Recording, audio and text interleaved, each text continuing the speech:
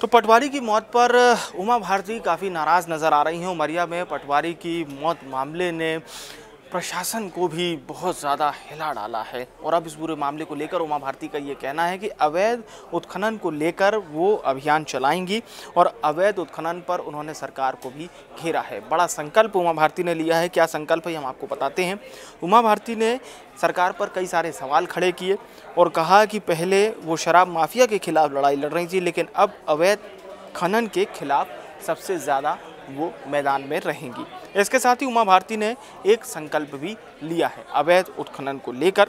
उमा भारती ने सरकार पर निशाना साधा है और ये कहा कि सरकार के मुखिया के ज़िले में भी अवैध उत्खनन हो रहा है, लेकिन वे कुछ नहीं कर पा रहे हैं।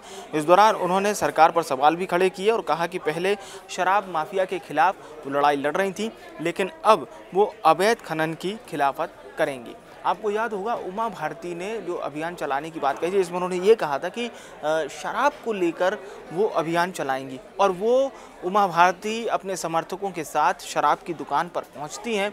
और भोपाल का एक वाकया मैं आपको याद दिलाता हूं। भोपाल में उमा भारती शराब की दुकान के सामने पहुंची थी और उन्होंने उस वक्त एक पत्थर लेकर शराब की दुकान पर पत्थर फेंका था।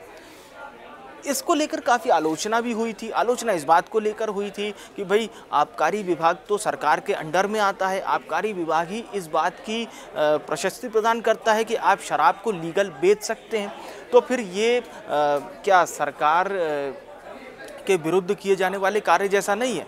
इस बात को लेकर हालांकि सरकार की ओर से या फिर बीजेपी नेताओं की ओर से जब इसे लेकर पूछा गया था तो उन्होंने उमा भारती के जो उनका कार्य है उसकी सराहना की थी और मिला जुला बयान दिया था। अब अवैध उत्खनन को लेकर उमा भारती के ये जो शब्द हैं और 3 दिसंबर के बाद आखिर किसकी सरकार आएगी, बीजेपी की या कांग्रेस की, तो उमा भारती किसके खिलाफ आंदोलन करेंगी, ये हम आने वाले समय में देखेंगे।